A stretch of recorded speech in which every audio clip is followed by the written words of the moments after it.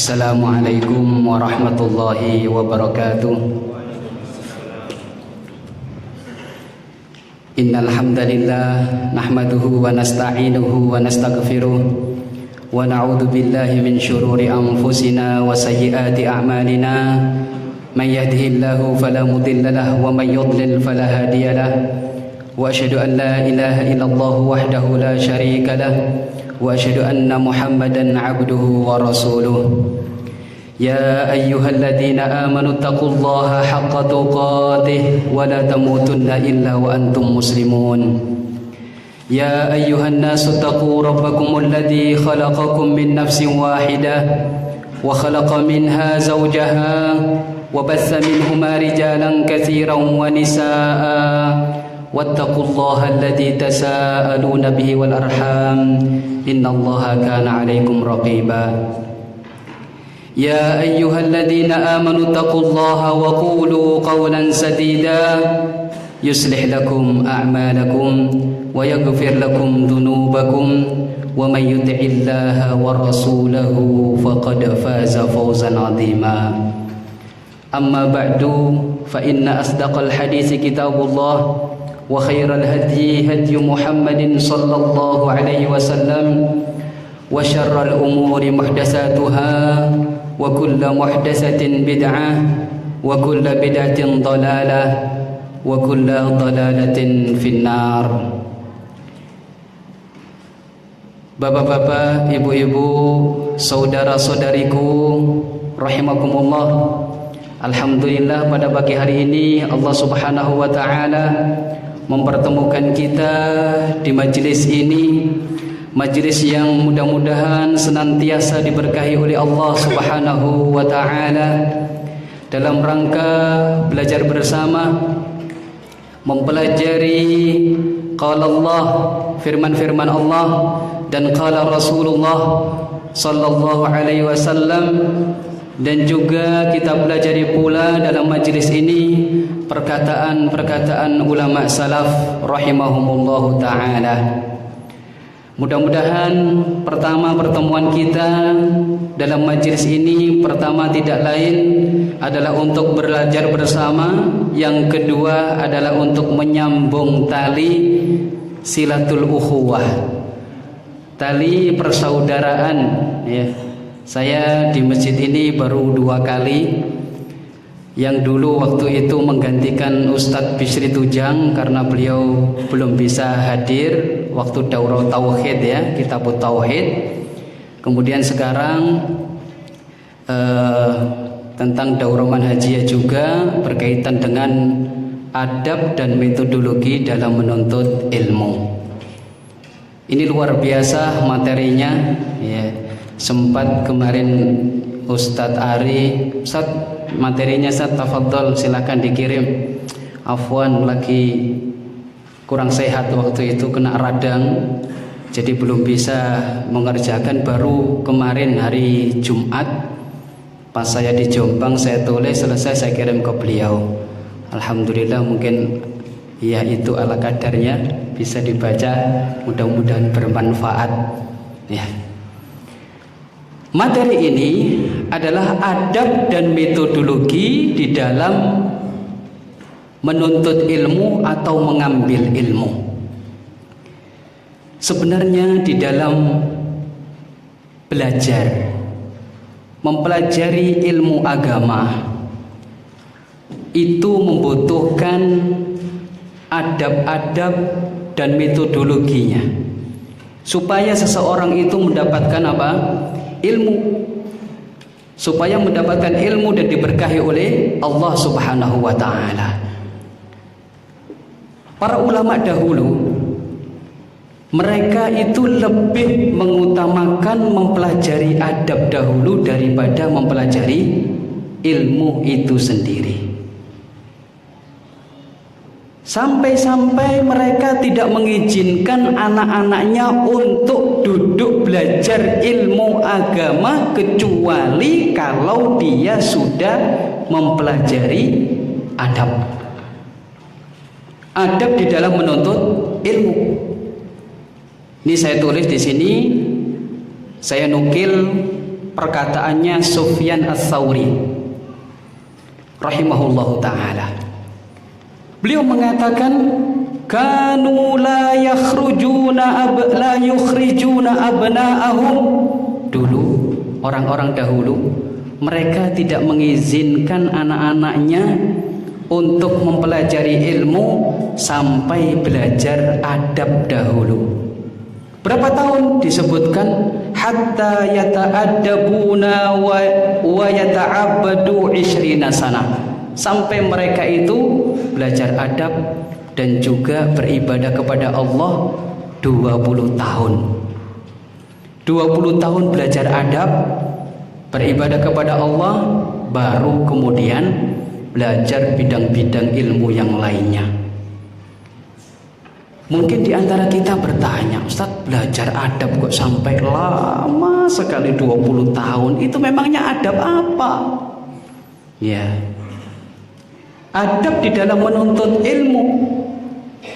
Di antaranya adab-adab tersebut berhubungan dengan thalib tersebut, berhubungan dengan pelajar itu sendiri. Banyak sekali adab tata krama. Oleh karena itu para ulama, ya, mereka bahkan ada sebagian menulis kitab tentang al-adab. Masuk di situ adab tata krama bersama mudarrisnya. Bagaimana caranya seorang penuntut ilmu itu tata kramanya dengan gurunya itu bagaimana? Kemudian adab kesopanan dengan orang tuanya. Di antaranya Imam Bukhari juga memiliki kitab Al-Adabul Mufrad. Kemudian adab ketika makan, adab ketika minum, adab ketika masuk masjid, adab ketika pakai baju. Adab-adab ini luar biasa banyaknya. Bahkan nanti akan kita sebutkan, di antara para ulama banyak sekali menulis tentang adab yang berhubungan dengan menuntut ilmu itu sendiri. Jadi ketika thalibul ilm, penuntut ilmu itu ketika duduk di majelis ilmu itu sudah memiliki ilmu tentang adab. Ketika menguap tidak dibiarkan begini, ada adabnya kan, ditutup. Nah itu juga termasuk adab. Dari sisi pakaian, dari sisi penampilan kelihatan. Nah ini berhubungan dengan adab kesopanan. Jadi para ulama dulu lebih mendahulukan mempelajari adab terlebih dahulu, baru kemudian mempelajari ilmu. Kemudian saya nukil lagi perkataan Abdullah ibnul Mubarak. Saya bertanya kepada jamaah sekalian, siapakah beliau Abdullah ibnul Mubarak rahimahullah? Apakah beliau itu salah seorang sahabat Rasulullah? Apakah beliau itu seorang tabi'in? Ataukah beliau itu tabi'ut tabi'in? Ya. Atau beliau itu tabaul atba? Silakan. Beliau ulama besar dan terkenal, Abdullah ibnul Mubarak. Apakah beliau itu termasuk tabi'in, atba'ut tabi'in, atau tabaul atba? Ya, silakan. Kalau ada yang bisa menjawab, saya kasih hadiah. Saya bawa hadiah ini tadi dari Jombang ini. Ya, buku-buku kecil, tafadhol. Ya. Jadi di sana kan ada tabakat ya. Sahabat itu orang yang kenal, ketemu dengan Rasulullah dan beriman, kemudian mati alal keimanan, di atas keimanan. Kemudian kalau tabi'in itu orang yang ketemu dengan sahabat, kemudian beriman, mati di atas keimanan. Kemudian kalau tabi'ut tabi'in yang ketemu tabi'in. Kemudian yang tabi'ut tabi'in atau tabaul atba, tabi'u atba'it tabi'in itu orang yang ketemu tabi'ut tabi'in. Silahkan, Abdullah ibnul Mubarak ini termasuk generasi yang mana? Tadi kita sebutkan sahabat, tabi'in, kemudian tabi'ut tabi'in, tabaul atba. Sudah, ini aja sudah. Tidak usah 5. Nanti kalau 5 kebanyakan pilihannya, silakan dipilih yang mana. Iya. Abdullah ibn Mubarak ini terkenal dengan beliau seorang alim, beliau juga seorang saudagar kaya, pedagang kaya. Bahkan beliau memberikan beasiswa bagi penuntut-penuntut ilmu. Ini Abdullah ibn Mubarak. Tafadhal. Fadhal akhi. Tabi'in. Nah, Masya Allah. Ini saya kasih hadiah meskipun jawabannya belum tepat, tapi tidak apa-apa. Barakallahu fiik. Ini keberanian ini luar biasa. Barakallahu fiik. Na'am wa iyyakum. Jadi Abdullah ibn Mubarak itu termasuk ulama besar di kalangan tabaul atba. Tabaul atba. Jadi tidak ketemu dengan tabi'in, tapi beliau ketemu dengan murid-muridnya tabi'in. Itu beliau Abdullah ibn Mubarak. Beliau mengatakan talabtul adaba salasina sanah.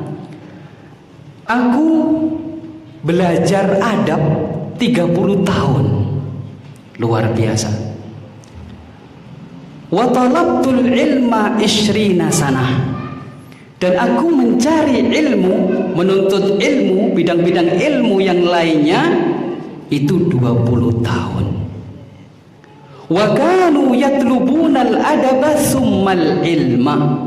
Dulu orang-orang dahulu menuntut adab dulu, mencari atau belajar adab dahulu, baru kemudian mempelajari ilmu, bidang-bidang ilmu yang lainnya. Bahkan beliau mengatakan kadal adabu yakunu sulusai al-ilm. Bahkan hampir saja adab itu menempati 2/3 ilmu. Belajar tata krama adab itu juga sebenarnya termasuk bidang ilmu sebenarnya. Dan ini wasilah, cara untuk mendapatkan goyah yang berupa ilmu. Jadi penting sekali kita mempelajari adab dan metode agar supaya kita mendapatkan ilmu tersebut. Lah mempelajari cara yang seperti ini para ulama dahulu sampai 20 tahun, sampai 30 tahun. Ini luar biasa. Berbeda dengan zaman sekarang, Ustaz, nggak usah mempelajari adab-adab. Ilmu itu kan banyak di internet. Jadi kita cari buku apa begitu, kemudian kita baca sendiri atau kita download dulu lah. Download, habis itu disimpan. Kemudian dikoleksi. Habis itu dibaca, kemudian biasanya didebatkan biasanya. Ya, tidak dikaji, diamalkan dan sebagainya, tidak pakai metode. Apakah yang seperti itu diberkahi oleh Allah Subhanahu wa taala? Tidak belajar dengan metode-metodenya para ulama, apakah itu yang dikatakan sebagai ilmu? Pinter diskusi, pinter ngomong, tapi dari sisi amalannya nol, tidak ada sama sekali. Nah, berbeda dengan para ulama dahulu, mereka Subhanahu wa taala. Kemudian saya nukil dalam halaman 1 Muhammad ibnu Sirin rahimahullah. Siapa beliau? Muhammad ibnu Sirin. Tafadhol. Barakallahu fiik. Tabi'in. Barakallahu fiik. Nama antum? Mas Agung. Barakallahu fiik. Betul sekali. Ini saya kasih hadiah kitab Tuhfatul Akhyar bi bayani jumlatin nafi'atin mimma warada fil kitab wa sunnah as-sahihah min al-adiyai wal azkar. Ini tentang zikir. Barakallahu fiik. Hayakumullah. Baik. Ini hadiahnya bahasa Arab semua. Jadi untuk motivasi teman-teman supaya semangat di dalam mempelajari bahasa Arab. Karena kunci ilmu adalah bahasa Arab. Baik. Ibnu Sirin beliau mengatakan, kanu yata'allamunal hadya kama yata'allamunal ilma. Orang-orang dahulu mereka mempelajari metode, mempelajari adab sebagaimana mereka mempelajari ilmu itu sendiri. Nah, ini semuanya menunjukkan bahwasannya mempelajari adab dan tata krama di dalam menuntut ilmu itu lebih penting, ya, lebih penting bagi talibul ilm di awal waktu sebelum mereka mempelajari bidang-bidang ilmu yang lainnya.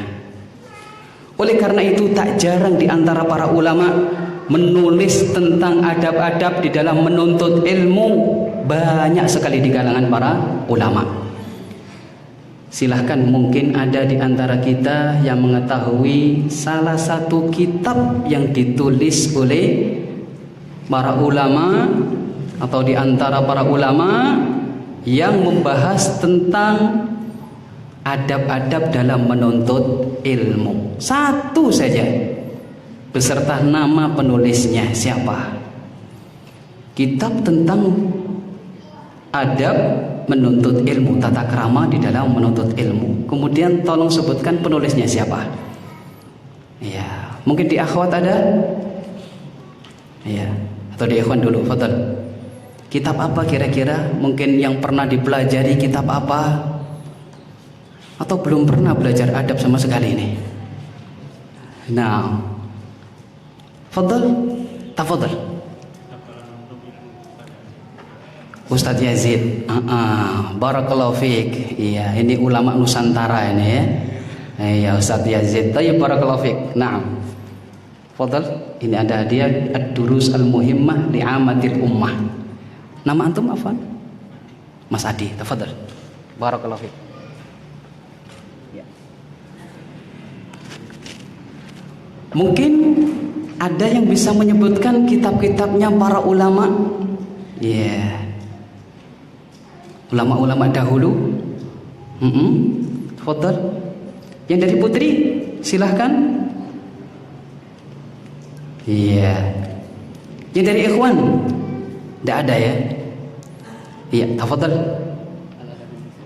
Al-Adabul Mufrad itu ditulis tentang masalah, iya, adab secara, ya, apa namanya, penuntut ilmu dengan orang tuanya, birrul walidain. Kemudian, ya, bukan berhubungan dengan talib ketika di dalam waktu belajarnya, tidak.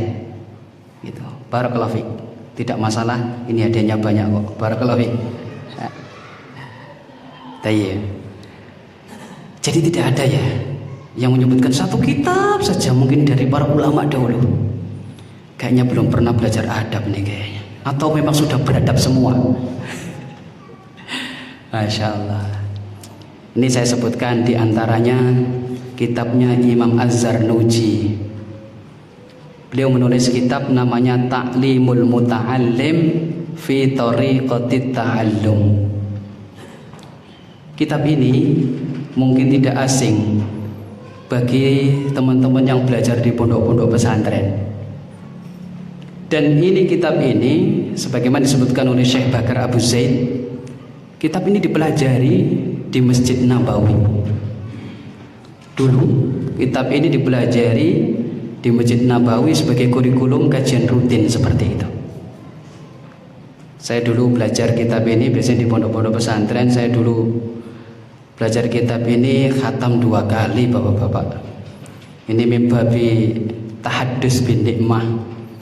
Mudah-mudahan bermanfaat. Kitab Imam Az-Zarnuji. Kemudian yang kedua, Ibnu Abdul Bar. Beliau juga menulis adab tentang thalabul ilm. Nama kitabnya Jami'u Bayanil Ilmi wa Fadli.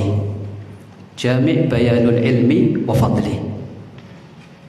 Di sini beliau menerangkan tentang keutamaan-keutamaan ilmu, kemudian juga disebutkan di situ tata krama penuntut ilmu ketika menuntut ilmu.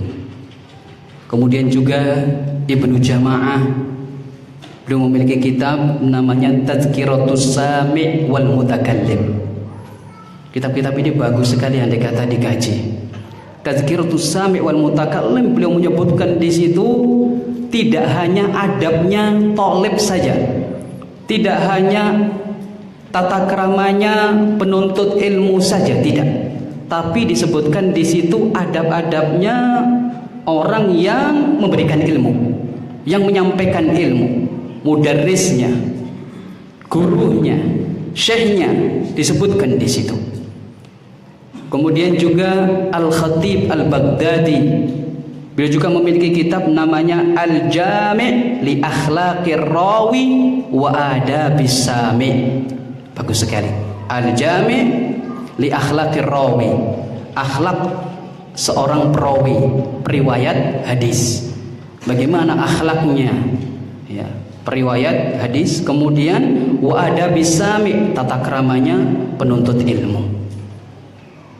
Beliau juga memiliki kitab Al-Faqih wal Mutafaqih. Itu Al-Faqih, adabnya orang ahli fikih itu seperti apa? Kemudian Al-Mutafaqih, yang belajar itu seharusnya akhlaknya seperti apa? Di situ. Kemudian di antara ulama muasir, ulama-ulama kontemporer, di antaranya Syekh Bakar Abu Zaid memiliki kitab yang terkenal dan diterjemahkan ke bahasa Indonesia. Siapa yang tahu kitabnya Syekh Bakar Abu Zaid? Tafadhol. Ya, tidak ada. Kitabnya kecil, ya, putih, tulisannya bagus. Iya. Khilyatu Talibil Ilm. Khilyatu Talibil Ilm, ini kitabnya Syekh Bakar Abu Zaid. Kemudian Syekh Siddiq Khan memiliki Ma'alim fi Tariqi Talabul Ilm, ini dan lain-lain. Nah, yang seperti ini perlu ada kajian rutin, kemudian mempelajari setidaknya satu kitab di antara kitab-kitab para ulama tersebut, pelajari dan bisa diselesaikan. Nah, ini sebagai motivasi saja.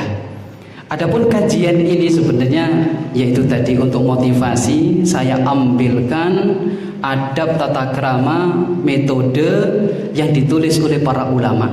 Saya tidak membuat yang baru. Saya menukil dari mereka rahimahumullah, dan saya pilih yang penting dan ini yang paling penting yang saya pilih, kemudian dan mudah untuk diterapkan.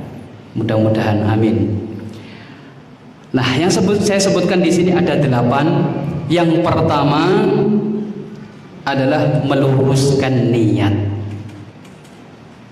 Yang paling penting dilakukan oleh penuntut ilmu di awal waktu adalah meluruskan niat. Meluruskan niat ini sangat penting sekali. Kenapa? Karena jangan sampai niatnya penuntut ilmu itu adalah ingin mendapatkan jabatan, ingin mendapatkan kedudukan, ingin mendapatkan pekerjaan, ingin mendapatkan harta dunia, ingin mendapatkan seorang wanita. Jangan sampai niatnya seperti itu. Kenapa? Karena ilmu agama itu ilmu untuk beribadah kepada Allah. Tidak boleh seseorang ketika mempelajari ilmu agama niatnya ingin mendapatkan dunia. Jangan. Kalau seseorang ketika belajar ilmu agama kemudian niatnya adalah untuk mendapatkan dunia, ingat, di sana ada ancaman dari Rasulullah sallallahu alaihi wasallam. Beliau mengatakan, "Man ta'allama ilman mimma yubtagha bihi wajhullah la yata'allamuhu illa liyusiba bihi 'aradan minad dunya lam yajid arfal jannah yaumal qiyamah." Kata Rasulullah, siapa saja yang mempelajari ilmu agama ini yang digunakan untuk mendekatkan diri kepada Allah, untuk beribadah kepada Allah. Orang yang belajar ilmu itu sebenarnya, belajar ilmu agama itu sebenarnya beribadah dia. Kemudian ketika dia mempelajarinya, tidak menginginkan kecuali hanya menginginkan harta dunia, maka nanti pada hari kiamat dia tidak akan mencium bau surga sama sekali. Ini perkataan Rasulullah sallallahu alaihi wasallam sebagai ancaman siapa saja yang menuntut ilmu agama kemudian dia niati untuk mendapatkan kedudukan nanti. Saya belajar S1 supaya dapat ijazah, supaya dapat kedudukan nanti, bisa ngajar, mendapatkan uang. S2, S3 supaya mendapatkan gajinya lebih besar lagi. Kalau memang tujuannya adalah dunia, maka hal itu berbahaya bagi dia. Ingat, di sana di antara para ulama, karena tahu ada hadis yang seperti itu, di antara para ulama Hammad ibnu Salamah rahimahullahu ta'ala, salah seorang ulama besar di kalangan tabaul atba, beliau juga mengatakan, man talabal haditha mukirabi, man talabal haditha li ghairillah mukirabi. Barang siapa yang mempelajari hadis-hadisnya Rasulullah, mempelajari ilmu agama, tapi tujuannya bukan karena Allah subhanahu wa ta'ala, maka mukirabihi, dia telah tertipu. Oleh karena itu, mari kita niatkan duduk kita, ya, dari awal waktu tadi kita niatkan liwajhillahi azza wajal. Kita niatkan ikhlas karena ingin mendapatkan ridho Allah subhanahu wa ta'ala. Kalau kita niatkan ikhlas karena Allah, tidak ada percumanya, artinya bermanfaat duduk kita, tidak sia-sia sama sekali duduk kita, belajar kita di majelis ilmu ini. Kemudian di antara kita mungkin ada yang bertanya, Ustadz, bagaimana caranya meluruskan niat? Bagaimana cara mengikhlaskan hati? Kadang kita hadir di majelis ilmu itu, Ustadz, mungkin ada si fulana itu juga hadir di situ, saya jadi ikut juga kajian di situ, ya, supaya ya nantinya menjalin hidup bahagia gitu ya, berumah tangga. Nah, tapi tujuannya yaitu tadi, ya, supaya mendapatkan dia itu bagaimana? Yaitu dia mensyaratkan kamu harus hadir di majelis ilmu, katanya gitu. Nah, ini bagaimana Ustaz kayak seperti itu kalau tujuannya tujuan dunia? Apakah batal sudah belajar saya itu batal dan sebagainya?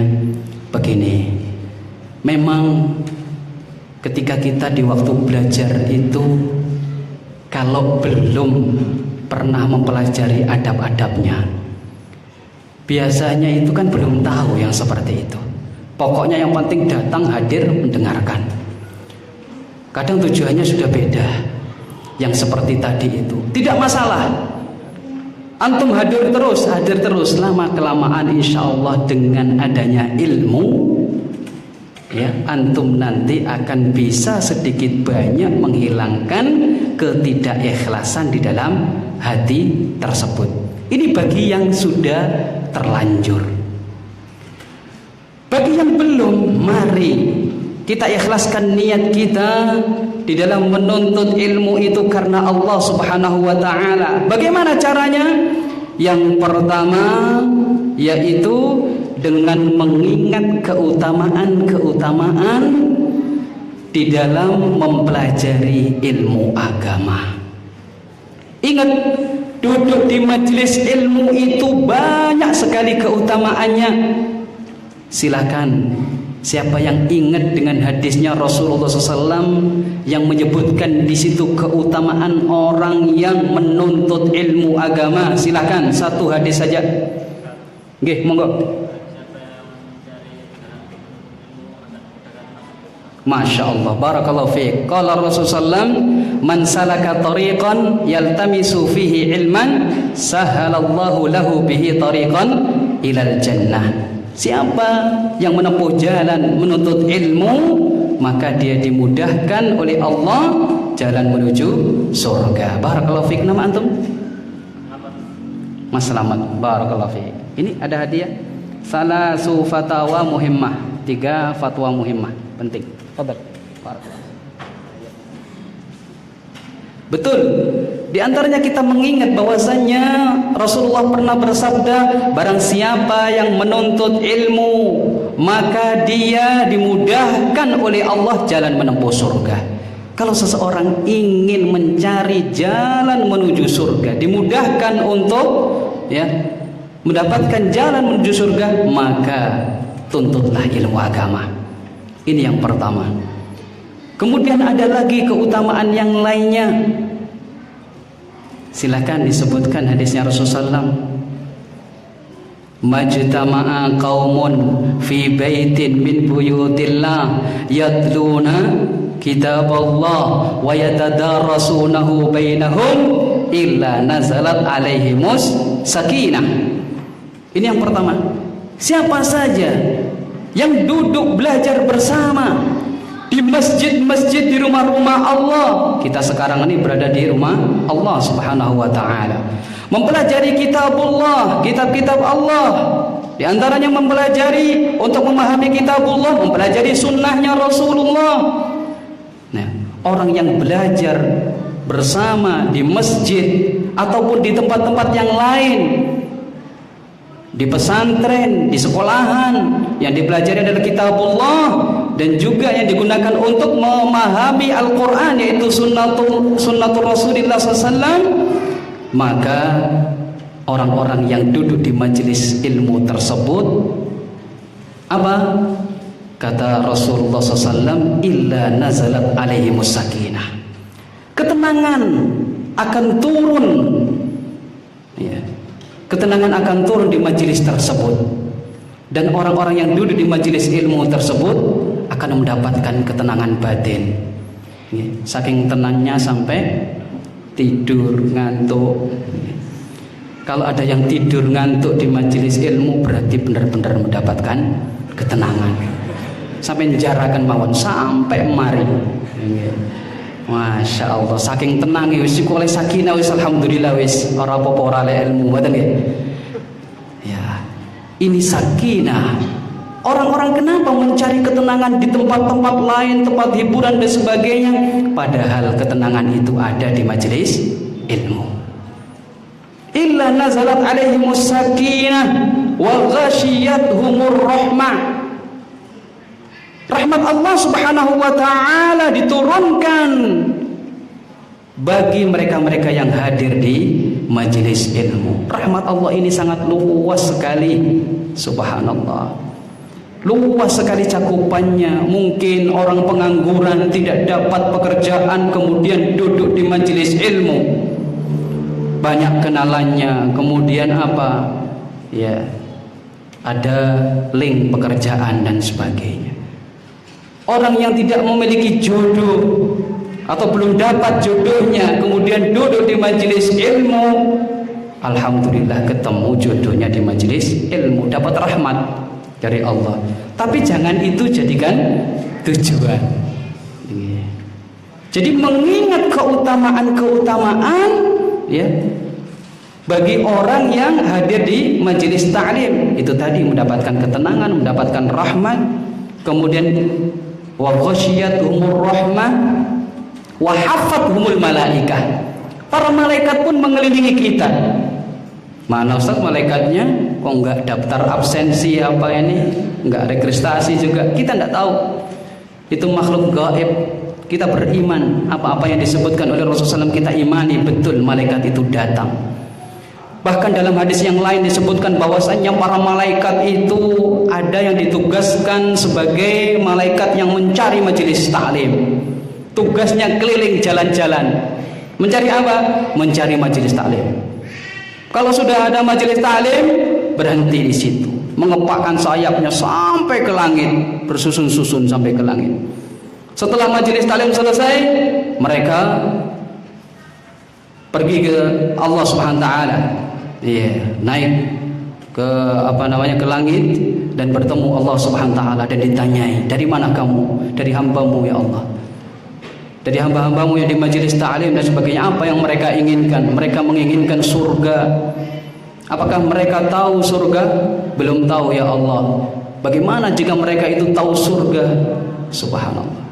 Terus kemudian apa yang mereka takutkan? Mereka takut dari azab-Mu ya Allah, dan takut dari neraka-Mu ya Allah. Kemudian apakah mereka sudah tahu neraka-Mu? Belum ya Rabb. Bagaimana jika tahu neraka-Ku? Kemudian Allah Subhanahu wa taala ya, memberikan ampunan bagi mereka-mereka yang duduk di majelis ilmu. Ada malaikat yang protes, "Ya Rabb, di majelis taklim tadi ada orang yang tujuannya dari awal bukan menuntut ilmu. Tujuannya dari awal apa? Jualan pulsa. Cuma memang hadir di situ untuk jualan pulsa, tapi duduk-duduk di belakang gitu umpamanya." Kemudian Allah Subhanahu wa taala, dia juga saya ampuni dosa-dosanya. Katanya, "Hum qaumun la yashqa jalisuhum." Mereka itu adalah kaum yang mana orang yang bersama mereka tidak akan susah. Duduk tok, tujuannya bukan mencari ilmu, jualan pulsa. Duduk bersama thalabul ilm di majelis seperti ini, duduk tok. Tilem nggih mboten napa-napa. Nggih, tapi subhanallah, temannya thalabul ilm mendapatkan ampunan juga dari dosa-dosanya.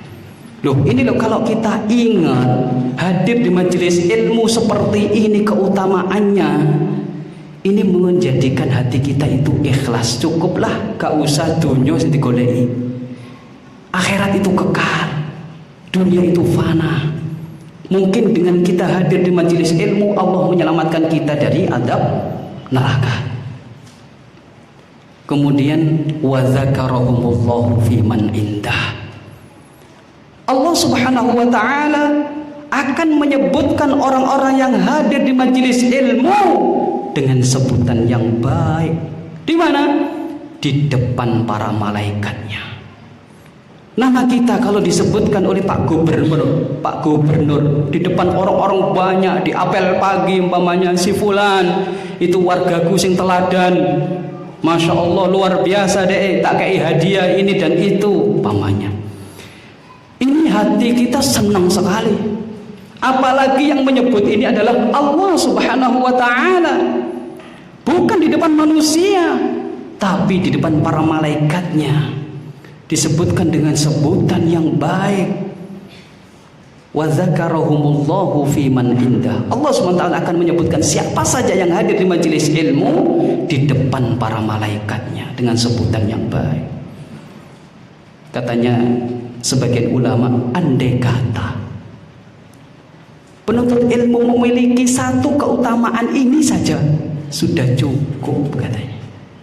Apalagi belum keutamaan-keutamaan yang lainnya tadi. Dengan seperti itu insya Allah hati kita ya bisa ikhlas karena Allah Subhanahu wa taala di dalam menuntut ilmu. Ini cara yang pertama. Kemudian cara yang kedua bagaimana agar supaya hati kita ikhlas, yaitu dengan cara mengikhlaskan niat untuk, yaitu tadi menghilangkan kebodohan dari diri kita. Karena hakikatnya kita semuanya pada asalnya adalah bodoh, tidak mengerti apa-apa, tidak memiliki ilmu. Allah Subhanahu wa taala telah berfirman, "Wallahu akhrajakum min butuni ummahatikum la ta'lamuna syai'a."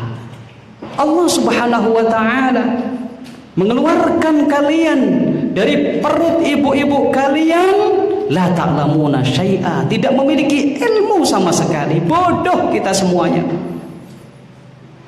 Kemudian kita belajar ilmu seperti ini adalah tujuannya tidak lain untuk menghilangkan kebodohan kita. Ini yang kedua. Yang ketiga, hendaknya mengingat bahwasannya dunia itu fana. Kalau menginginkan jabatan, untuk apa jabatan? Jabatan di dunia untuk apa? Kemudian harta dunia juga untuk apa kalau tidak digunakan untuk beribadah kepada Allah? Jabatan juga demikian. Oleh karena itu, harta, kemudian jabatan, ya, wanita, itu semuanya fana. Tapi kalau kita niatkan, ya, menuntut ilmu ini, ingat dengan fadilah-fadilah tadi, mungkin dengan itu ini yang bermanfaat bagi kita di kehidupan yang panjang nanti, yaitu akhirat. Kita hidup di dunia ini berapa tahun? Paling lama 80 tahun atau 100 tahun. Itu pun sudah jarang sekali yang hidup sampai seumur itu. Nah, kita pikirkan umur ini pendek. Kalau tidak ada bekal untuk nanti kehidupan yang panjang nanti, untuk apa? Bekal itu apa? Bekal itu adalah, yaitu tadi, amalan ibadah kita. Sedangkan menuntut ilmu ini merupakan ibadah. Merupakan ibadah. Oleh karena itu Allah Subhanahu wa taala mengatakan wa tuhibbunal ajilah wa tadharunal akhirah. Kalian itu mencintai al-ajilah, perkara-perkara yang kelihatan sekarang. Hidup di dunia ya senenge dunya. Wa tadharunal akhirah, dan kalian itu sukanya meninggalkan perkara-perkara akhirat. Padahal duduk di majelis ilmu ini merupakan ibadah yang mana bermanfaat bagi kita nanti di akhirat. Ini diantara cara-cara agar supaya kita bisa mengikhlaskan niat kita untuk Allah atau karena Allah Subhanahu wa taala di dalam, ya, pencarian kita terhadap ilmu agama. Kemudian yang kedua, di antara adab dan metode di dalam menuntut ilmu, membersihkan kotoran batin berupa ujub, takabur, kemudian hasad, kemudian kemaksiatan-kemaksiatan yang lainnya. Nah, ini sangat penting sekali karena ujub, takabur, hasad itu termasuk dosa-dosa besar yang bisa menghalangi seseorang dari mengambil ilmu, menghalangi seseorang dari mengambil hidayah, ya. Kenapa? Coba kita bayangkan orang yang ujub, orang yang takabur. Sekarang saya bertanya, apa sih bedanya ujub dengan takabur? Monggo bapak-bapak, adik-adik sekalian, atau dari akhwat, apa bedanya ujub dengan takabur? Sering kita mendengarkan ujub, takabur, gini kok badan? Sering. Tapi bedanya apa? Bedanya Ustaz, kalau ujub itu U, kalau takabur T, pinter, Masya Allah. Monggo, nopo bedanya? Ujub kalian takabur niku. Monggo. Nggih. Silahkan. Ya, silakan.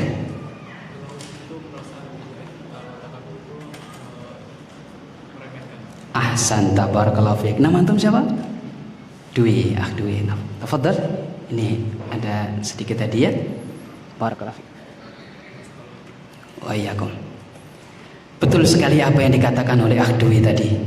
Ujub itu merasa dirinya paling unggul di antara yang lainnya, paling pinter, paling berilmu, paling mulia, ya, paling hebat di antara yang lainnya, paling unggul pokoknya daripada yang lainnya. Ini ujub. Tapi kalau takabur itu meremehkan orang lain, tidak merasa dirinya unggul, ya, daripada yang lainnya, tapi meremehkan yang lainnya. Niki takabur.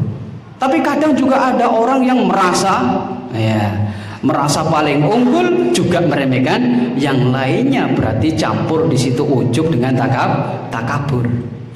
Nah, coba kita bayangkan orang yang ujub, merasa dirinya itu paling hebat, paling berilmu. Kira-kira dia bisa nggak mengambil ilmu dari yang lainnya? Kira-kira bisa nggak dia mengambil hidayah dari orang lain? Tentunya tidak akan bisa.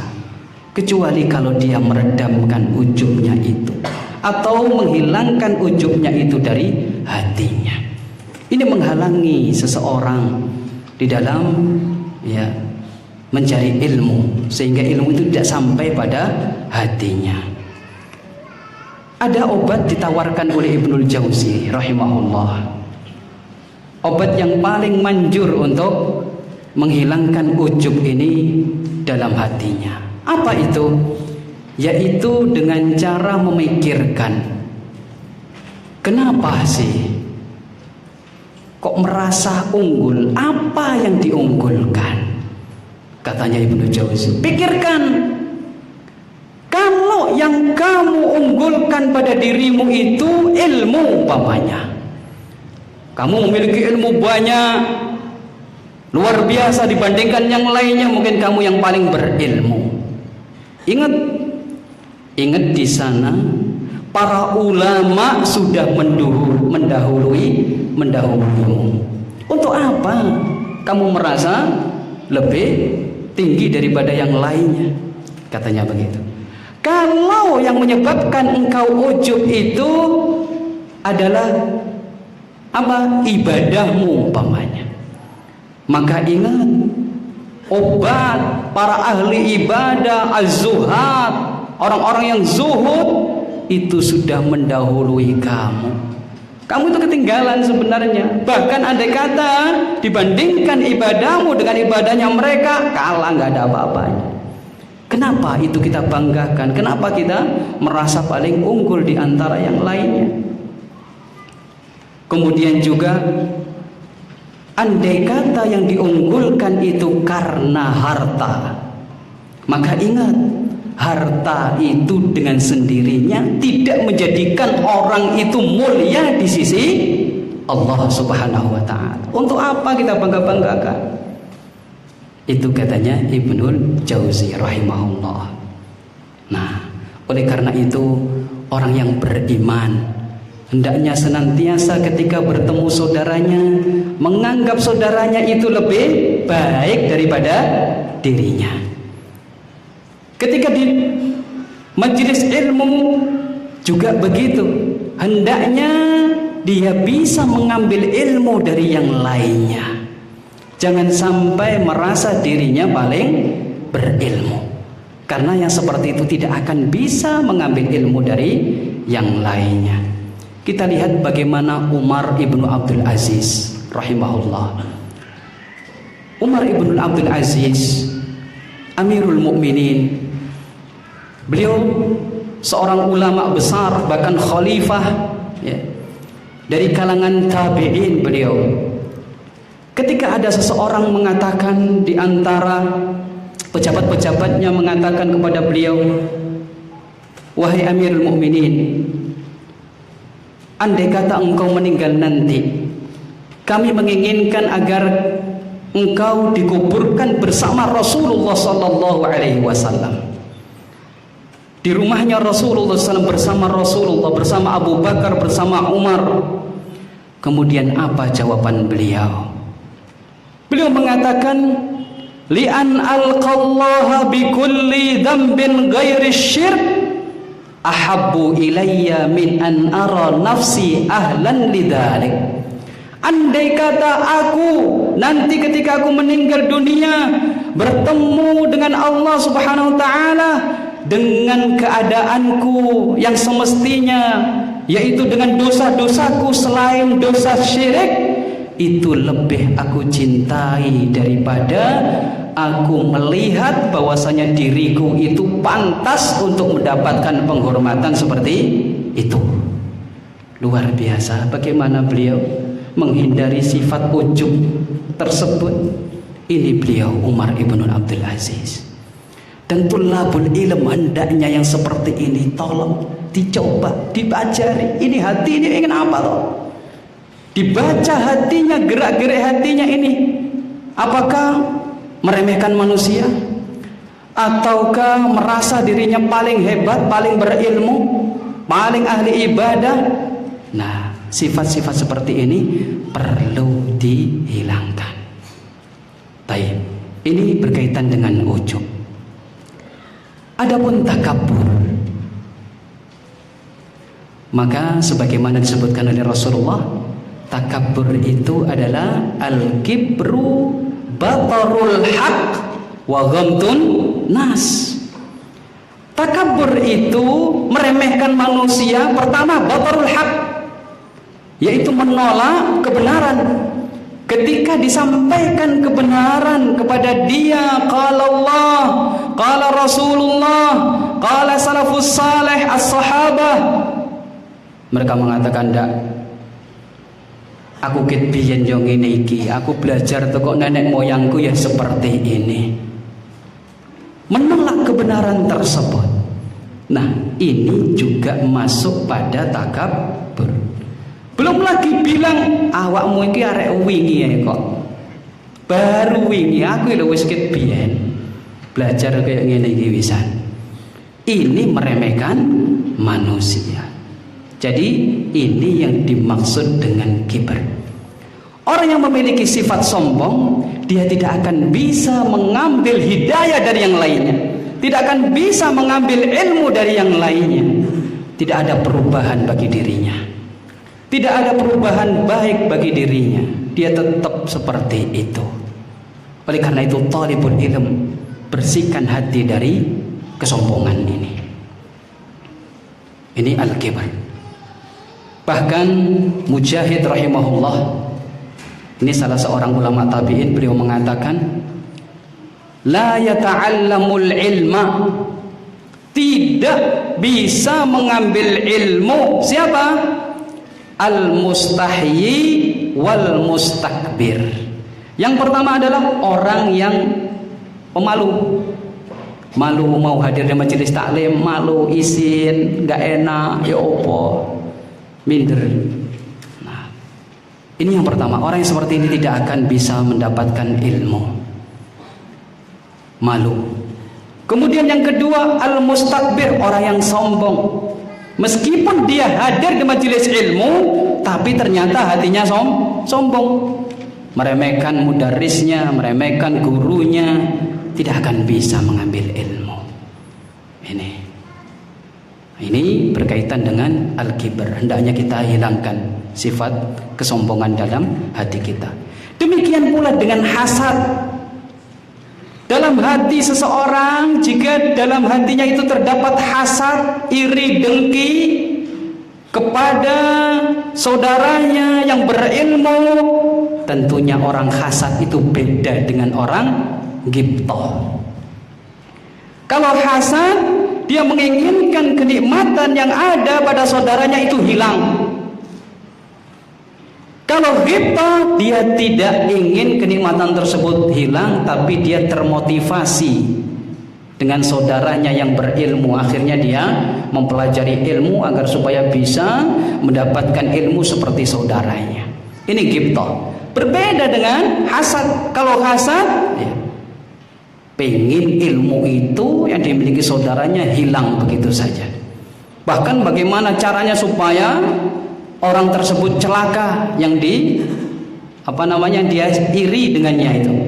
Nah, yang seperti ini tidak akan bisa mengambil ilmu dari orang yang dihasati. Apalagi yang dihasati itu ustadznya, gurunya, dia tidak akan bisa mengambil ilmu dari dia. Hilangkan sifat hasad ini. Ya. Taib. Ini yang kedua. Hendaknya penuntut ilmu bersih hatinya dari kotoran-kotoran batin berupa ujub, takabur, kemudian hasad dan kemaksiatan-kemaksiatan yang lainnya. Kemudian yang ketiga, meminta taufik, meminta bimbingan, hidayah, dan meminta kemudahan dari Allah Subhanahu wa ta'ala. seorang thalibul ilm jangan lupa berdoa. Jangan hanya membaca, jangan hanya belajar di majelis ilmu, menulis, mencatat, kemudian menghafal. Jangan hanya itu. Ingat, itu usaha. Tapi ingat, di sana ada doa. Hendaknya thalibul ilm melakukan doa, meminta bermunajat kepada Allah Subhanahu wa taala agar diberi ilmu yang bermanfaat, diberi taufik, dikasih hidayah, dikasih kemudahan. Dan doa itu sendiri termasuk ibadah. Jangan sampai lupa thalibul ilm bermunajat kepada Allah Subhanahu wa taala. Ini saya nukil, ada pepatah Arab mengatakan, idza lam yakun aunun minallahi lil fata ma fa aktsaru ma yajni alaihi ijtihaduhu. Jika seorang pemuda ketika belajar ilmu kemudian dia tidak mendapatkan taufik, tidak mendapatkan hidayah dari Allah Subhanahu wa taala, maka yang sering merugikan dia adalah usahanya sendiri. Belajar, tapi ternyata tidak mendapatkan taufik dari Allah Subhanahu wa taala. Tidak bisa mengamalkan ilmu itu. Tidak bermanfaat. Merugilah dia. Belajar, tapi kemudian tidak mendapatkan taufik dari Allah SWT. Putus di tengah jalan, kerja sudah seperti orang-orang akhlaknya sudah tidak seperti hanya thalibul ilm lagi. Nah, ini taufik minallah azza wa jalla sangat dibutuhkan bagi penuntut ilmu. Oleh karena itu jangan lupa kita berdoa, meminta kepada Allah Subhanahu wa taala agar supaya diberi hidayah, taufik, dan dimudahkan dan mendapatkan ilmu yang bermanfaat dan barokah. Kemudian yang keempat adalah berakhlak mulia. Hendaknya penuntut ilmu memiliki akhlak yang mulia. Akhlak yang mulia ini perlu dipraktekkan, perlu dipelajari. Artinya tidak hanya seperti hanya ilham begitu. Orang memiliki akhlak mulia itu ilham, sudah kita tunggu saja sudah. Tidak, ini perlu dipraktekkan dalam kehidupan. Ya. Kesopanan, berakhlak mulia kepada dirinya sendiri, kepada ustadznya, kepada keluarganya, kepada orang lain, kepada temannya. Ini memerlukan akhlak yang mulia. Sehingga ketika bertanya kepada mudarrisnya, kepada gurunya, tanyanya pun dengan penuh kesopanan.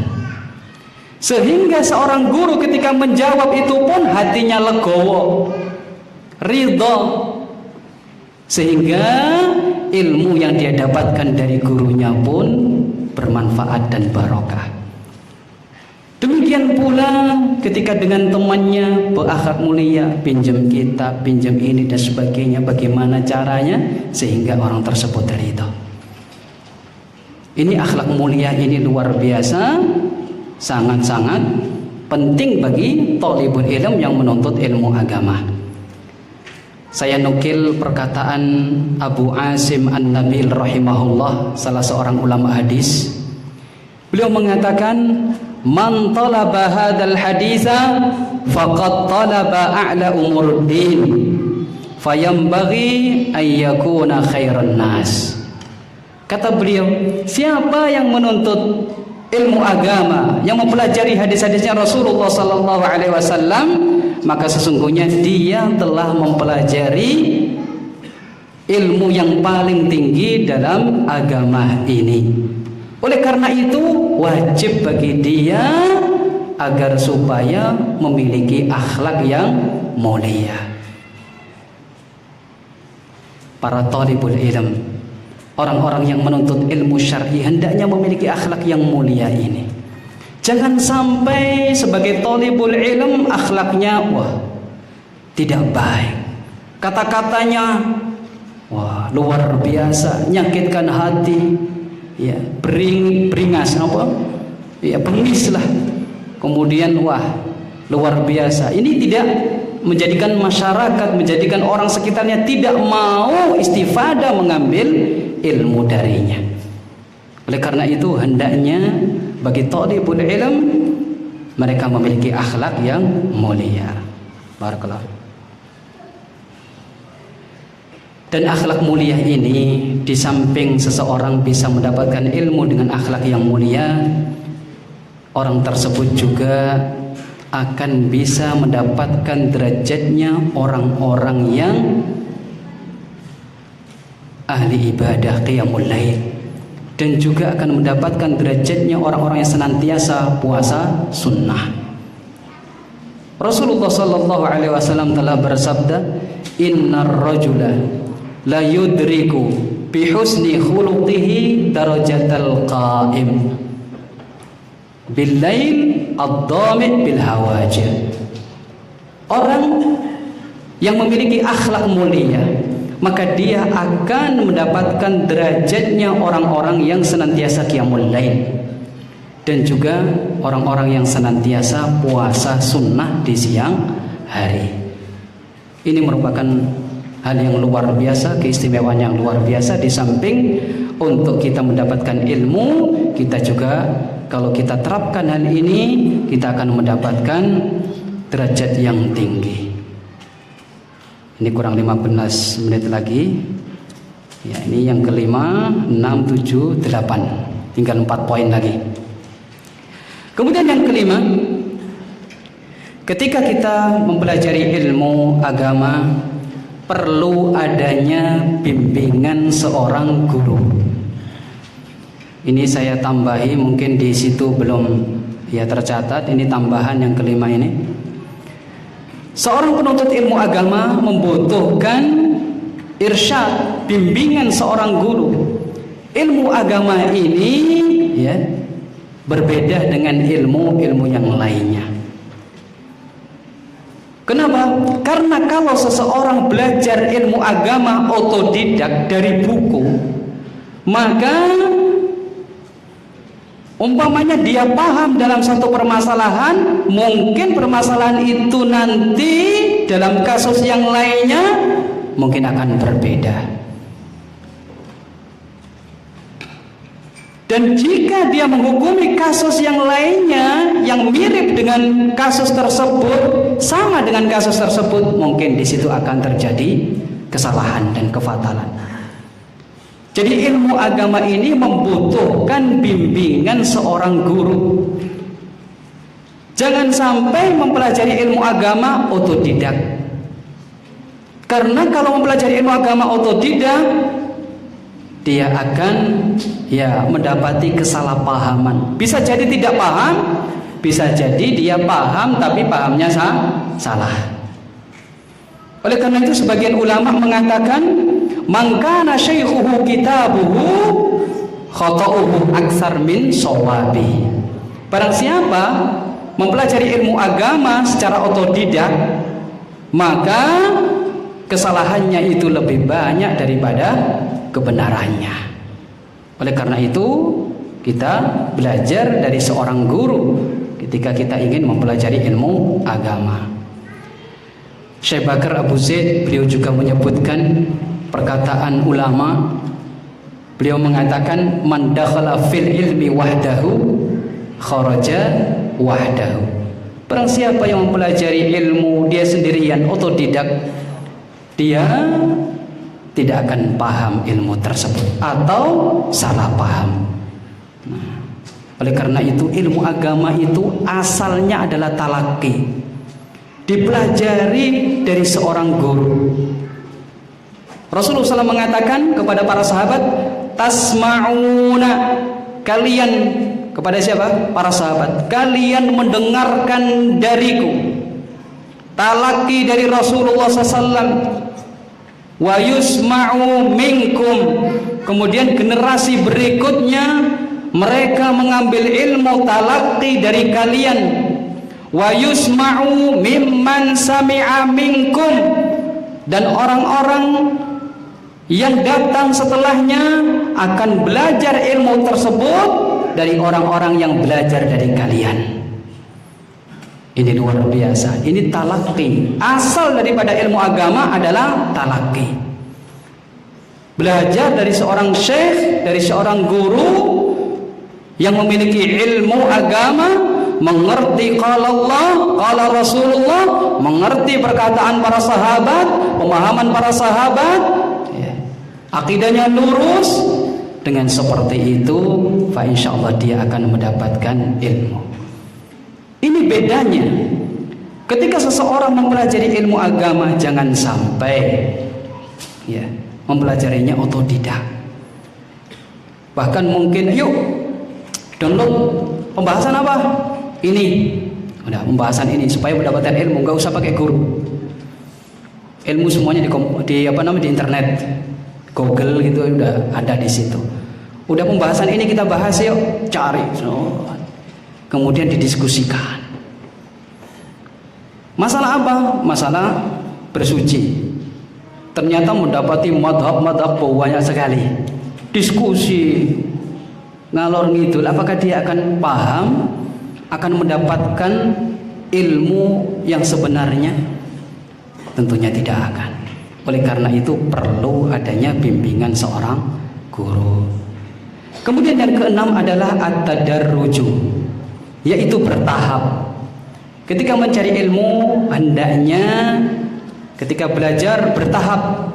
Jangan langsung ilmu yang berat-berat. Perlu ada muqaddimah. Ilmu, dasar-dasar ilmu. Dalam ilmu tajwid ada dasar-dasar ilmu tajwid. Dalam ilmu nahwu ada dasar-dasar ilmu nahwu. Dalam tauhid ada dasar-dasar ilmu tauhid. Dalam setiap bidang ilmu itu memiliki dasar. Nah, itu perlu dipelajari dulu.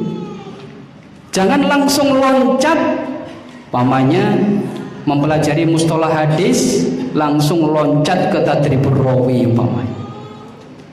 Atau ketika usul fiqh belum belajar yang tingkat-tingkat dasar sudah langsung ke Raudhatul Nadhir umpamanya. Ini berat.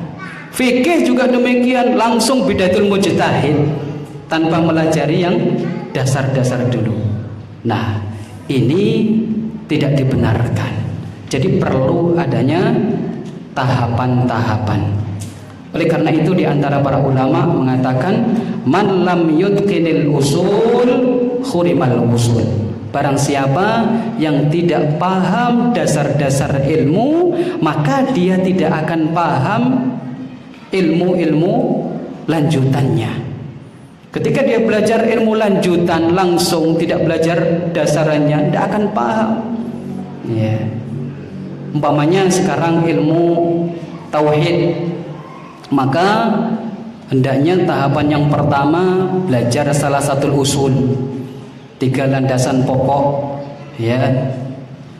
Ini salah satu usul dipelajari. Setelah khatam dipelajari lagi qawaidul arba, ya, dengan seorang guru. Kemudian setelah khatam mempelajari kasyfus syubuhat, dipelajari dengan seorang guru. Setelah khatam kasyfus syubuhat mempelajari kitabut tauhid, ya, dan seterusnya. Demikian pula dalam nahwu, pelajari dulu mungkin jurumiyah, ya. Kemudian setelah jurumiyah syarahnya, ya. Syarahnya ada syarah di sana, syarah apa namanya? Ada mukhtasar jiddan atau mutammimah dan sebagainya. Kemudian setelah itu selesai bisa ke syarah Ibnu Aqil, ya, dan seterusnya. Demikian pula dalam masalah hadis, pertama belajar Al-Arba'in An-Nawawi dulu. Setelah khatam kitab itu, atasnya lagi Umdatul Ahkam. Setelah khatam Umdatul Ahkam, atasnya lagi Al-Muharrar karya Ibnu Abdul Hadi atau Bulughul Maram. Itu. Kemudian menginjak ke yang lainnya, Sahih Bukhari, Sahih Muslim, dan yang lain-lainnya. Demikian pula dalam mustalah hadis, mempelajari dulu Mandhumah Al-Baiquniyah yang mudah sekali 34 nadhaman itu dipelajari dulu. Kemudian apalagi atasnya ya Nukhbatul Fikar karya Ibnu Hajar, tipis juga kitabnya. Kemudian Taisir Mustalahul Hadis, Tadribur Rawi dan seterusnya. Jadi perlu adanya tahapan. Nah, kata para ulama, orang yang mempelajari ilmu dalam satu waktu dengan jumlah yang banyak, maka ilmu tersebut tidak akan sabit dalam hatinya, akan hilang begitu saja. Umpamanya ada daurah khataman kitab, 1 pekan khatam 5 kitab umpamanya. Luar biasa itu, seperti apa itu ya, terus dari pagi siang malam, pagi siang malam terus umpamanya khatam, betul khatam, tapi setelah itu hilang. Nah, perlu adanya yaitu tadi tahapan-tahapan, baik tahapan dari sisi kitabnya juga ada tahapan waktunya. Oleh karena itu di antara para ulama mengatakan man romal ilma jumlatan dahaba jumlatan. Barang siapa yang mengambil ilmu gemblengan, nah, banyak dalam satu waktu kemudian sudah putus, maka ilmu tersebut akan hilang. Tapi kalau mengikuti daurah kemudian terus continue terus, akhirnya dia bisa menyambungkan, oh iya ini itu, terus ini itu, bisa disambungkan, maka di sini tidak akan hilang ilmunya. Kemudian yang ketujuh, bersungguh-sungguh di dalam menuntut ilmu. Bersungguh-sungguh hadir di majelis ilmu, bersungguh-sungguh di dalam memurojaah, deres ilmu, bersungguh-sungguh dalam mencatat, ya. Ini juga termasuk metode di dalam menuntut ilmu, ya. Katanya pepatah, mungkin yang hafal mufradat biasanya ya, manjada wajada. Siapa yang bersungguh-sungguh dia akan mendapatkannya. Allah Subhanahu wa taala telah berfirman, "Man jahadu walladzina jahadu fina lanahdiyannahum subulana." Barang siapa yang berjihad untuk mendapatkan ridhaku, maka aku akan tunjukkan mereka kepada jalan-jalanku.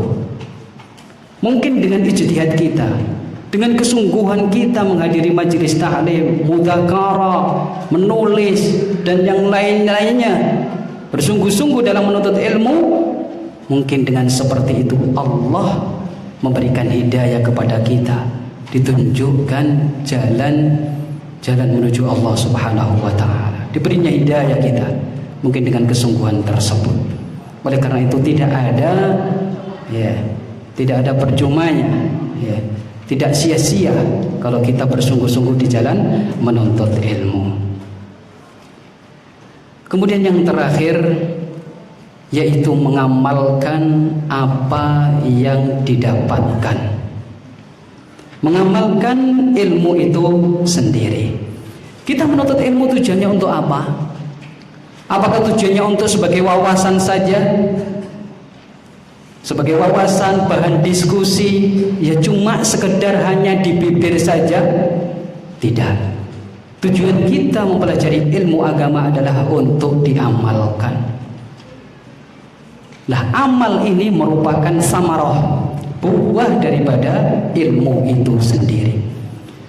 Kalau kita tidak mengamalkan ilmu itu sendiri, berarti ilmu tersebut tidak berbuah. Tidak ada amalannya sama sekali, tidak ada buahnya sama sekali. Oleh karena itu, di antara para ulama menyarankan para tulabul ilm ketika menuntut ilmu jangan lupa diamalkan. Jangan hanya mencatat kemudian ditaruh di rumah, mencatat kemudian ditaruh tidak dipelajari lagi, di murojaah kemudian diamalkan dalam kehidupan, tidak ada amalnya sama sekali. Jangan sampai seperti itu. Imam Nawawi mengatakan, wa yanbaghi ay yasta'mila ma yasma'uhu min ahaditsil ibadat. Hendaknya talibul ilmu ketika mempelajari hadis-hadis ibadah diamalkan hadis-hadis itu. Wal adab, hadis-hadis tentang adab juga diamalkan dalam kehidupannya. Fadzalika zakatul hadis, maka itu merupakan zakatnya hadis, zakatnya ilmu.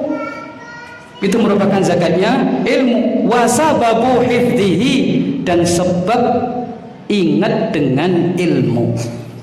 Kadang seseorang, saya duduk di majelis ilmu, kok lupa terus dulu yang dipelajari itu apa. Kadang hilang. Nah, caranya bagaimana? Kata para ulama, dengan cara diamalkan dalam kehidupan, insya Allah tidak lupa. Dipraktekkan, mengerti ketika masuk masjid, sholat 2 rakaat tahiyatul masjid, diamalkan. Pernah mendengarkan tentang sholat duha, diamalkan, insya Allah tidak lupa bahwasannya itu adalah ajaran tuntunan ya, syariat, yaitu ilmu itu sendiri. Baik. Lah, kalau seseorang itu mengamalkan ilmu, maka biiznillah Allah SWT akan menambahkan ilmu di atas ilmu yang diamalkan itu. Allah telah berfirman, di sini disebutkan Allah Subhanahu wa taala berfirman, taib, walladzina ihtadaw zadahum huda wa atahum taqwahum. Walladzina ihtadaw, dan orang-orang yang mau menerima petunjuk, zadahum huda, Allah Subhanahu wa taala menambah petunjuk kepada mereka dan memberikan balasan ketakwaannya. Jadi suatu bentuk mensyukuri nikmat juga, yaitu mengamalkan ilmu itu. Siapa yang mengamalkan ilmu, ditambah oleh Allah Subhanahu wa taala dengan ilmu yang lainnya, dan juga ditambah dengan ketakwaan. Mungkin sampai di sini saja dulu ya pertemuan kita pada pagi hari ini, karena waktunya sudah habis. Dan ini ngumpul pertanyaan, Masya Allah banyak ini. Tayyib, kita bacakan pertanyaannya. Ini tanya langsung atau yang tulisan ini dulu? Tulisan dulu ya. Tayyib, barakallahu fiik.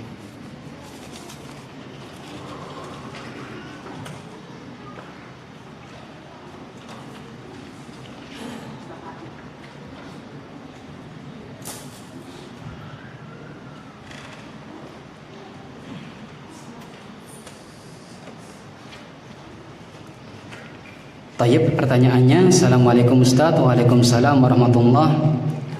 Berikanlah kepada kami para karyawan yang dituntut kerja siang malam sehingga jarang dalam mencari ilmu, terfitnah dunia dalam kurung, sehingga iman lemah dan mudah melakukan maksiat. Bagaimana solusi untuk hal ini sehingga bisa mengamalkan ilmu yang dipelajari? Syukron, jazakallahu khairan, afwan wa iyyakum.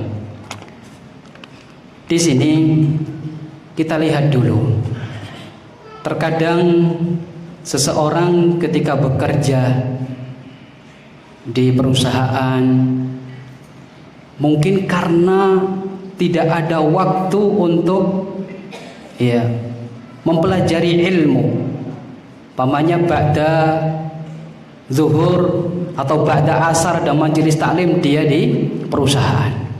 Nah, tentunya tidak akan bisa menghadiri majelis taklim tersebut. Namun biasanya weekend, biasanya akhir pekan, biasanya kan libur. Biasanya di akhir pekan itu libur, maka kalau ada majelis taklim silakan. Ya, silakan untuk menghadiri majelis taklim tersebut. Nah, terus bagaimana andai kata waktu libur itu, yaitu tadi waktunya istirahat, Ustaz, capek, gimana menghadiri majelis taklim? Nah, yang seperti ini perlu adanya mujahadah. Kalau sudah tadi mengatakan jarang hadir di majelis taklim sehingga lemah keimanan itu, mudah bermaksiat. Ya, memang betul.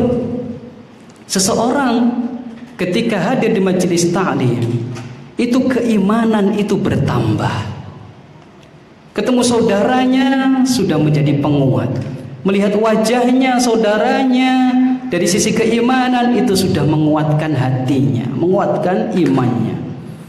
Belum lagi ketika mempelajari ilmunya, tentunya menguatkan keimanan tersebut. Dan iman itu seperti halnya pohon. Sudah ada pohon iman dalam hati kita. Tapi kalau kita tidak pandai-pandai untuk menyirami pohon tersebut, memupuk pohon tersebut, tidak disirami, dibiarkan begitu saja, maka lama-kelamaan pohon tersebut akan layu dan mati. Demikian pula iman dalam hati kita. Kalau tidak kita pupuk dengan ilmu, tidak kita pupuk dengan amal soleh, maka keimanan tersebut juga lama-kelamaan akan layu, kering dan mati. Jangan sampai kalau sudah keimanan mati, naudzubillah, keluar dari agama Islam.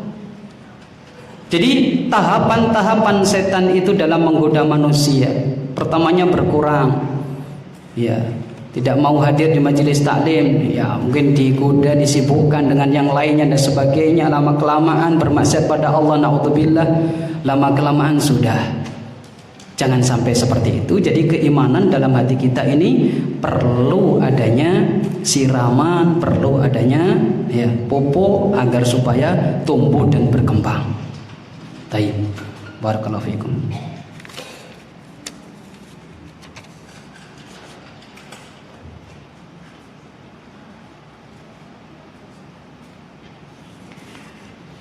Taib, ada pertanyaan, Ustadz, apakah benar Syekh Albani gurunya adalah ayahnya, sedangkan apakah ayahnya seorang ulama juga?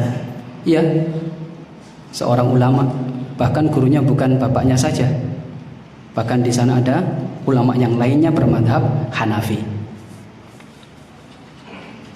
Wallahu ta'ala alam.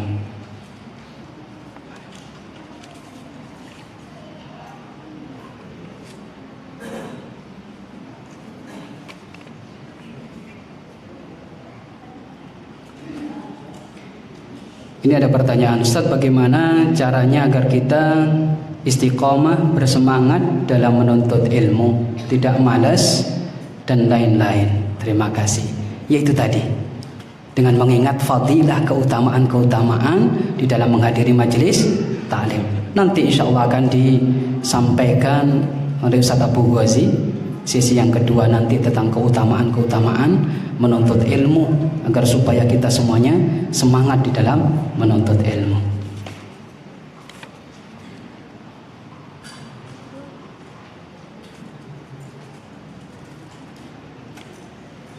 Assalamualaikum Ustaz. Waalaikumsalam warahmatullahi. Saya mau bertanya, satu, jika kita menuntut ilmu untuk membahagiakan orang tua dan mengangkat derajat orang tua, apakah itu termasuk karena Allah? Nah, sekarang saya tanya, ingin membahagiakan orang tua, ingin membahagiakan orang tua, tentunya hal ini ya, ingin membahagiakan orang tua, termasuk amal soleh atau bukan? Termasuk birrul walidain, ya, berbakti kepada orang tua. Nah, tapi jangan lupa bahwasanya di samping itu pula, ya, antum di dalam menuntut ilmu itu karena Allah. Artinya begini, ada saya mendapati seorang thalibul ilm, dia menuntut ilmu itu karena disuruh sama orang tuanya. Orang tuanya menyuruh dia untuk mempelajari ilmu agama, padahal kecondongannya dalam hatinya ingin pelajari ilmu-ilmu umum, ilmu kedokteran, IPA dan sebagainya yang ya seperti itu. Akhirnya dia apa? Ingin membahagiakan orang tuanya. supaya orang tuanya senang, bahagia, karena saya nuruti saja, nuruti kemauan orang tua. Ketika belajar ternyata tidak semangat, belajarnya itu ya kadang masuk, kadang tidak, mungkin masuk terus tapi tidak semangat. Nah, yang seperti ini hendaknya mengikhlaskan niatnya karena Allah Subhanahu wa ta'ala. Ingat dengan fadilah menuntut ilmu itu seperti apa, keutamaan orang yang duduk di majelis ilmu, orang yang mudzakarah, dan dia ingat bahwasanya sedikit sekali orang yang dikasih taufik, dimudahkan untuk duduk di majelis ilmu. Dan ingat, orang yang dimudahkan hadir duduk di majelis ilmu, mempelajari ilmu agama, itu pertanda bahwasanya Allah itu memilih dia. Allah memilih dia, menginginkan kebaikan untuk dia. May yuridillahu bihi khairan yufaqihu fiddin. Barang siapa yang dikehendaki kebaikan oleh Allah, maka orang tersebut dipahamkan terhadap agamanya, dimudahkan jalan untuk mempelajari ilmu agama. Nah, dengan seperti itu hendaknya ikhlas karena Allah Subhanahu wa ta'ala. Jangan hanya supaya orang tuanya bahagia. Nah, kalau memang untuk membahagiakan orang tuanya, jangan bahagia zahirnya. Kalau bisa bahagia akhirat juga, dengan benar-benar di dalam menuntut ilmu supaya mengangkat derajat orang tua nanti di akhirat. Nah, ini pertanyaan pertama. Jadi intinya kalau memang tujuannya itu tadi, artinya untuk membahagiakan orang tua dan dia semangat di dalam menuntut ilmu, maka ini termasuk birrul walidain, dan jangan lupa, jangan orang yang pertama tadi saya sebutkan, kalau orang yang seperti itu hendaknya jangan lupa ikhlas karena Allah. Membahagiakan orang tua itu juga perlu adanya ikhlas karena Allah Subhanahu wa ta'ala.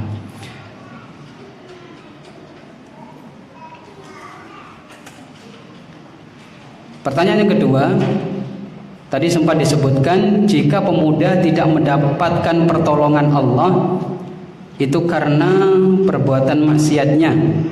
Namun jika saat kita dibuat bingung, gamang oleh suatu hal, itu apa yang sebenarnya ingin Allah berikan kepada kita? Taib. Begini, memang diantara penghalang ilmu masuk diantaranya adalah kemaksiatan. Imam Syafi'i pernah beliau mengadukan permasalahannya kepada Imam Waqi'. Syakautu ila Waqi'in su'a hifdzi. Aku pernah mengadukan jeleknya hafalanku, menghafalkan susah. Menghafalkan hadis susah. Aku adukan kepada Imam Waqi' Ibnul Jarrah. Fa arsyadani ila tarkil ma'asi. Maka beliau mengasih nasihat agar meninggalkan kemaksiatan. Fa innal ilma wa akhbarani bi annal ilma nur. Dan beliau mengabarkan bahwasanya ilmu itu adalah cahaya. Wa nurullahi la yuhda lil 'asi. Dan cahaya Allah tidak diberikan kepada orang yang bermaksiat kepada Allah Subhanahu wa ta'ala. Memang demikian, bahwasanya kemaksiatan itu bisa menghalangi seseorang dari memahami ilmu. Kadang sulit sekali untuk memaham. Bagaimana kalau mengamalkan apa yang diamalkan? Paham aja tidak paham. Nah, yang seperti ini perlu dihindari kemaksiatan tersebut. Kemudian yang ditanyakan, kalau ada permasalahan saya bingung, gamang. Nah, yang seperti ini hendaknya ditanyakan kalau memang bingung kepada orang yang mengerti. Ya, wallahu taala a'lam.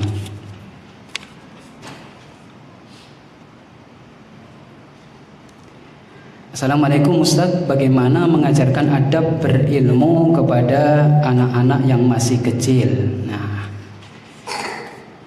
ini tentunya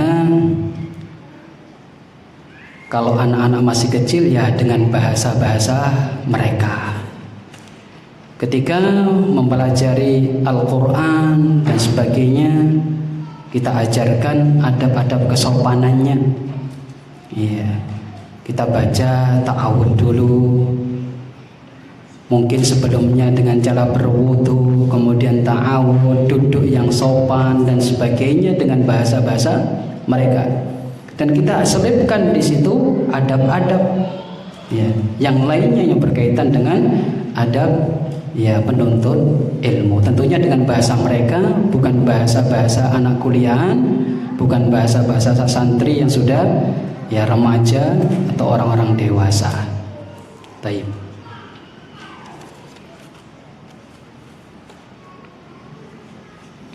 Di sini ada pertanyaan, benarkah tidak boleh makan dan minum dalam bermajelis ilmu? Kinten-kinten napa Bapak? Saudara-saudaraku, kalau di sini gimana? Nih ya, itu merupakan tidak sopan atau gimana? Kalau menurut saya sih sopan-sopan saja gitu ya, tidak masalah. Bahkan yang ngantuk pun bisa bawa permen, makan permen supaya tidak ngantuk. Ini kalau menurut saya. Jadi tidak ada ya, artinya kalau saya sendiri lebih memilih moderat, boleh-boleh saja dalam masalah ini loh ya. Ketika duduk majelis ilmu seperti ini, minum, makan. Tapi kalau makan nasi, kemudian makan yang menyibukkan dia dari mendengarkan ya menuntut ilmu, maka hal ini jangan. Ya, kalau makan nasi ngundang ustadznya, ayo makan bareng-bareng Ustaz. Udah nggak jadi taklim dulu. Gitu. Tayyib, barakallahu fiik.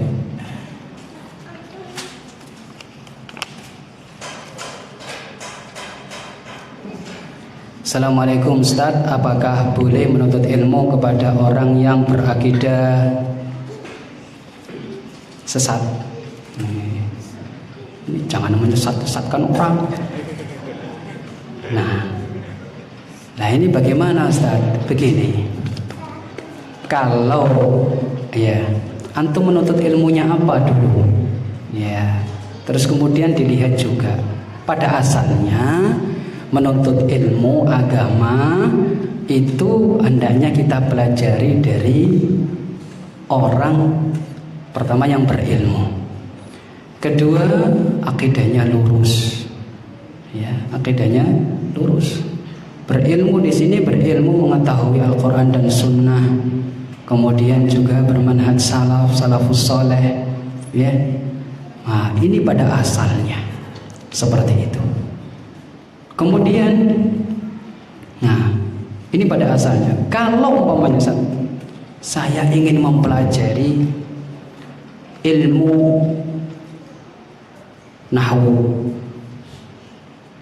kemudian di kampung saya itu tidak ada orang yang ngerti nahwu, kecuali mungkin seseorang yang akidahnya ya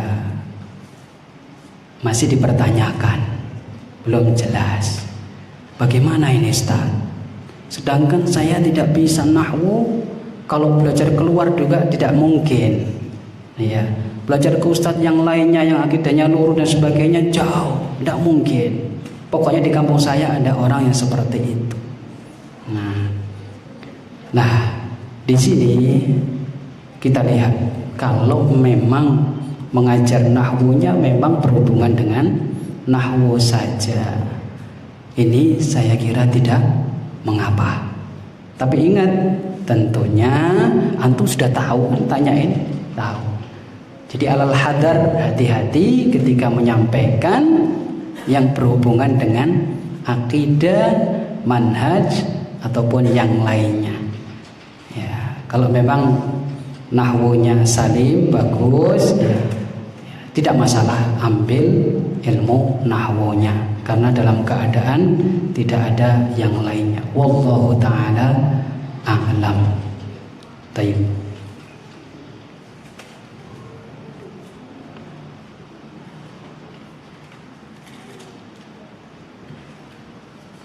Ada pertanyaan yang pertama, menuntut ilmu memerlukan bimbingan seorang guru. Di sisi lain ada yang menyarankan untuk banyak membaca. Bagaimana mengkompromikan hal tersebut? Ya, di samping kita mempelajari ilmu dari seorang guru, kita juga harus banyak baca. Gitu. Nah, ketika kita mendapati permasalahan, tidak paham ketika waktu baca itu, maka ditanyakan kepada sang guru. Nah, jadi tidak ada di situ kontradiksi sama sekali. Bukan berarti mempelajari buku harus dipelajari dengan seorang guru. Nah, kitab-kitabnya begitu banyak apa mungkin semuanya itu dipelajari dengan seorang guru? Majmu' Fatawa, Fathul Bari. Nah, itu berapa puluh tahun kalau dipelajari dengan seorang guru semakin bagus, hebat. Tapi tentunya ya thalibul ilm ketika mempelajari, menguasai ya kaidah-kaidah, dasar-dasar ilmu ya, itu dengan membaca akan tahu ya, membaca tersebut akan tahu kalau sudah punya dasaran tauhidnya sudah lurus, dasar-dasar ilmu tauhid sudah tahu. Ketika membaca buku kemudian ada yang perkara yang menyimpang, dia terasa tidak enak, wah ini kok beda ya. Nah, ketika mendapati seperti itu ditanyakan kepada seorang guru. Nah, jadi tidak ada kontradiksi sama sekali.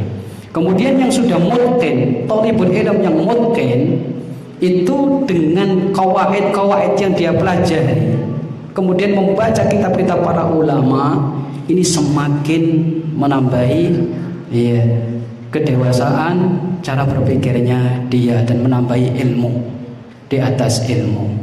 Tentunya ini kalau sudah mutqin, dengan membaca kitab-kitab para ulama itu seakan-akan dia sudah bisa ngambil dari para ulama tersebut ya, dari kitab-kitab itu. Wallahu ta'ala a'lam.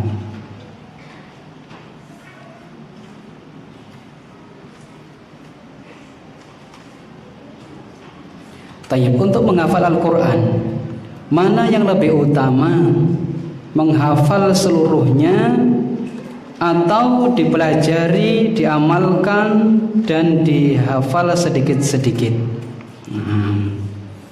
Tayyib, ini mana yang lebih utama? Tayyib, ini lihat tingkatannya. Kalau untuk anak-anak ya, kemudian juga ya remaja, ini kalau bisa menghafalkan Al-Quran ya. Kemudian bagi dewasa bagaimana Ustaz? Kalau bagi dewasa, kalau bisa menghafalkan seluruhnya luar biasa. Pengamalannya bagaimana Ustaz? Pengamalannya, mempelajarinya tentunya yaitu tadi, di samping menghafal ilmu, menghafal Al-Quran, dia juga duduk di majelis ilmu. Kalau memang di sana ada majelis, mamanya ada majelis di situ, itu ada program menghafalkan Al-Quran dengan memahaminya dan diamalkan dalam kehidupan. Nah, ikut program yang seperti ini bagus. Terus kemudian di sana ada tahfidzul Quran, gimana Ustaz? Ada dua program yang berbeda tentunya. Ya. Apakah ada kontradiksi di situ? Milih yang mana gitu ya? Lah, di sini ini. Kalau para sahabat dulu memang mereka itu mempelajari Al-Quran, la yatajawaz asyra ayat, kecuali mereka sudah mengamalkan itu 10 ayat dihafalkan kemudian diamalkan dalam kehidupan. Nah, kalau bisa istiqomah yang seperti itu sampai bisa menyelesaikan Al-Quran, itu yang lebih utama bagi yang dewasa. Taib, wallahu taala a'lam.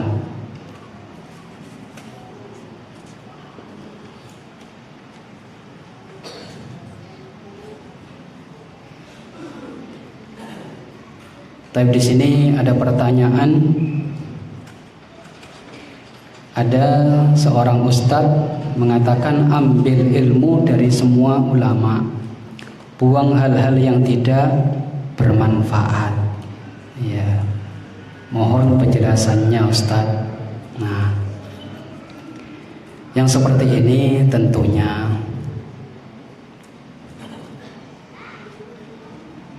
kita mengetahui yang tidak bermanfaat itu dari mana.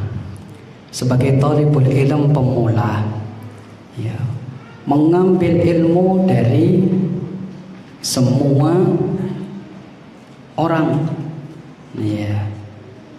Nah, ini kita tahu bahwasanya disampaikan itu benar atau tidak, dari mana filternya.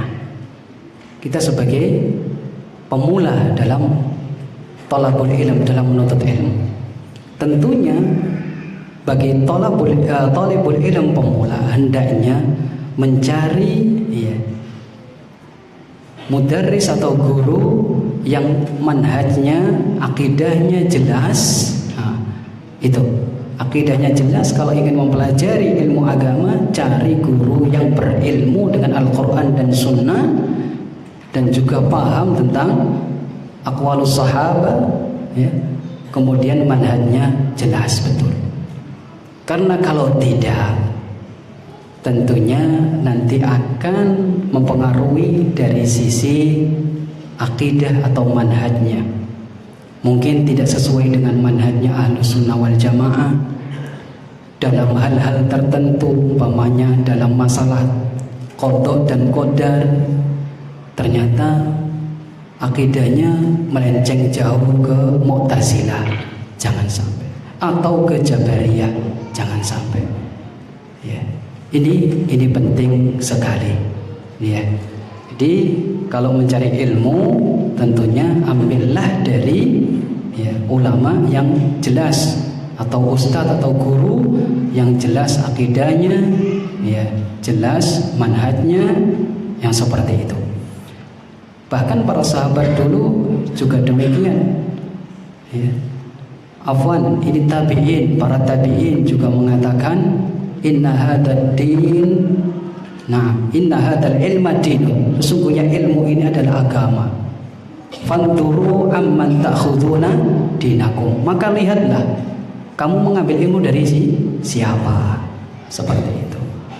Baru kalau memang sudah memiliki, ya, memiliki mana, artinya sudah kuat, sudah bisa kaidah-kaidah itu sudah tahu, maka hal itu, ya, mungkin seperti halnya asatidah kita ingin mengambil ilmu dari, ya, saudaranya yang lainnya, ustaz-ustaz yang lainnya, ingin mendengarkan ceramahnya dan sebagainya. Kemudian ia mendapatkan, oh iya, ini kok kurang bagus, atau ada akidahnya yang keliru dan sebagainya. Nah, kayak seperti ini mengambil ilmu dari yang lain tidak masalah. Nah, kemudian memberi nasihat saudaranya, ya, sebagaimana yang dilakukan oleh sebagian asatidzah kita. Bagaimana mencari atau memilih guru? Tentunya hal ini dengan adanya rekomendasi dari ustadznya atau dari petunjuk dari ustadznya. Belajar rono lho, nangane ustadz fulan, belajar rono lho. Nah, dengan seperti itu, bukan rekomendasi YouTube, gitu. Kalau sekarang kan siapa yang paling tinggi, paling banyak di YouTube, itu yang kita belajar darinya, ya, kita undang untuk ngisi daurah dan sebagainya. Jadi bukan rekomendasinya rekomendasi YouTube, tapi rekomendasi dari ustadz-ustadz kita. Nah, wallahu ta'ala a'lam.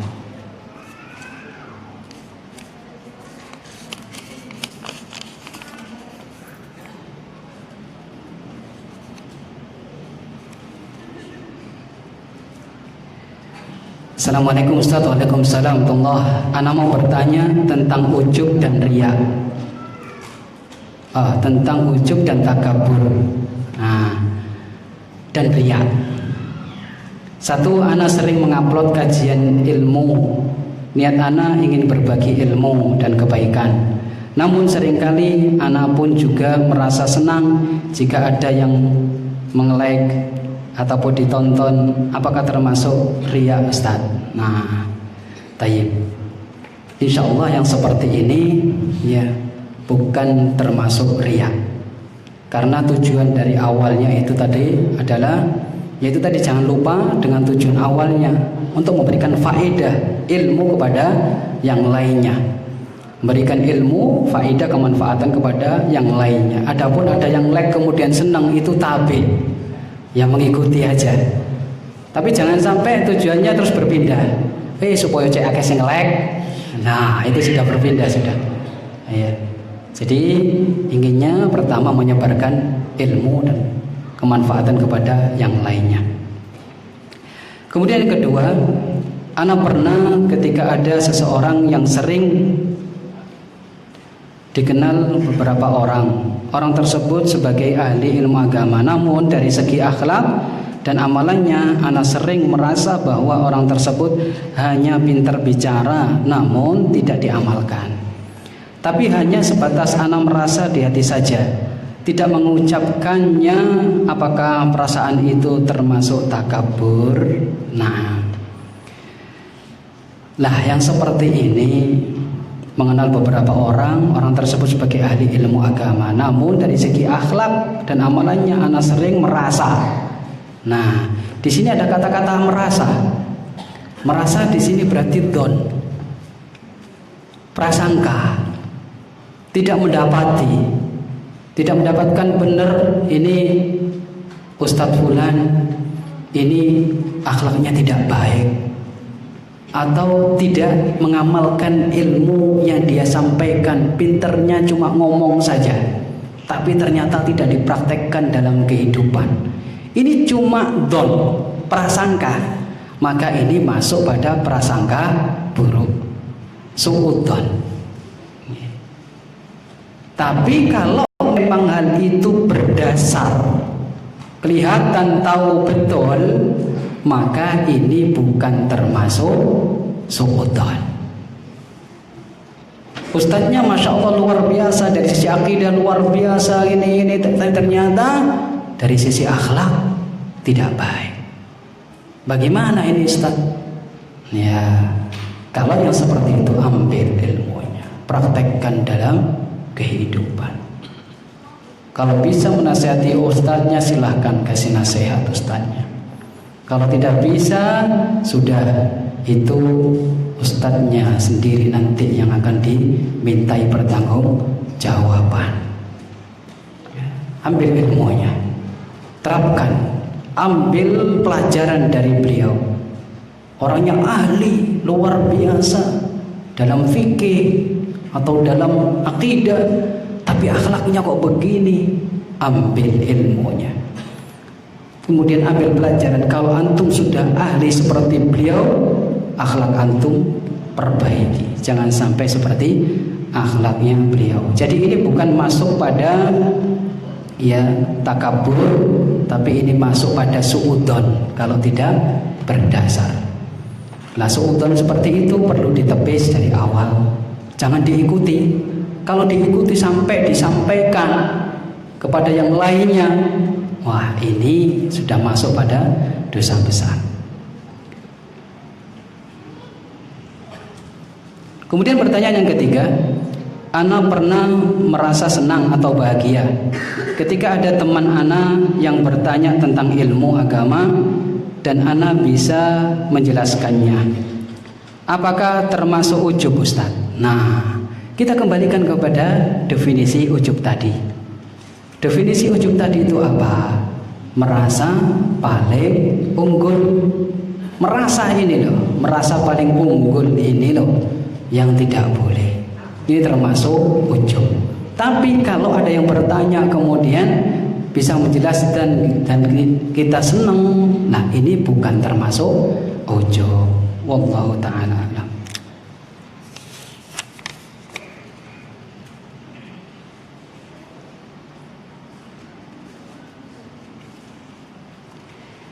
Ini ada pertanyaan, Ustaz, bagaimana dulu para sahabat Rasulullah dalam menuntut ilmu? Wah, luar biasa para sahabat dulu dalam menuntut ilmu. Tadi disebutkan di awal tadi, kalau duduk di majelisnya Rasulullah sudah seakan-akan di atas kepalanya itu ada burung. Nah, bagaimana? Apakah duduknya begini-begini, gayang-gayang sehingga burungnya kabur? Tidak, duduknya benar-benar perhatikan. Duduknya bukan karena atau karena ngantuk, karena khusyuk, kemudian ada burungnya tidak terbang. Bukan karena itu, karena perhatiannya betul-betul kepada Rasulullah SAW. Dan para sahabat itu luar biasa, memperhatikan apa saja yang dilakukan oleh Rasulullah SAW. Apa saja diperhatikan. Ya, di antaranya ketika Rasulullah SAW memakai cincin emas, para sahabat pun mereka memakai cincin emas. Ketika diharamkan memakai cincin emas bagi laki-laki, Rasulullah SAW membuang cincin tersebut. Para sahabat pun mereka juga membuang cincinnya. Kemudian ketika sholat juga demikian. Ketika Rasulullah SAW jadi imam, kemudian beliau melepas sandalnya dan dibuang ke sebelah kirinya. Para sahabat yang di belakangnya juga mengikuti Rasulullah SAW pada membuang sandalnya, melepas sandalnya. Memang dulu para sahabat ketika sholat di masjid Rasulullah pakai sandal, karena masjidnya pasir. Ya. Nah, setelah sholat Rasulullah SAW mendapati mereka kok membuang sandal-sandal mereka, melepas sandal-sandal mereka. Rasulullah bertanya kepada mereka, kenapa kalian lepas sandal-sandal kalian? Kemudian mereka menjawab, kami melihat engkau melepas sandalmu wahai Rasulullah, maka kami pun melepas sandal-sandal kami.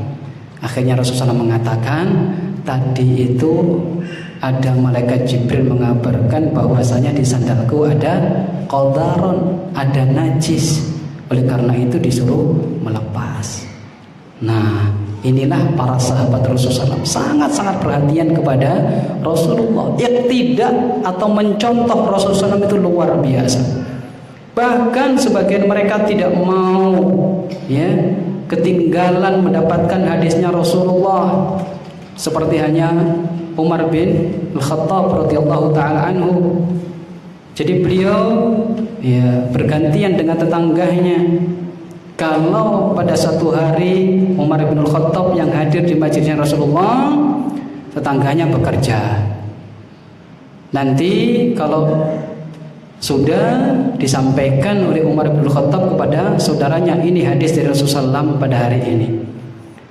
Besoknya Umar bin Al-Khattab bekerja, nanti tetangganya yang duduk di majelisnya Rasulullah SAW. Begitulah para sahabat dulu. Mereka sangat-sangat perhatian dengan Rasulullah, mengambil apa-apa yang dari Rasulullah SAW. Taib. Wallahu ta'ala alam.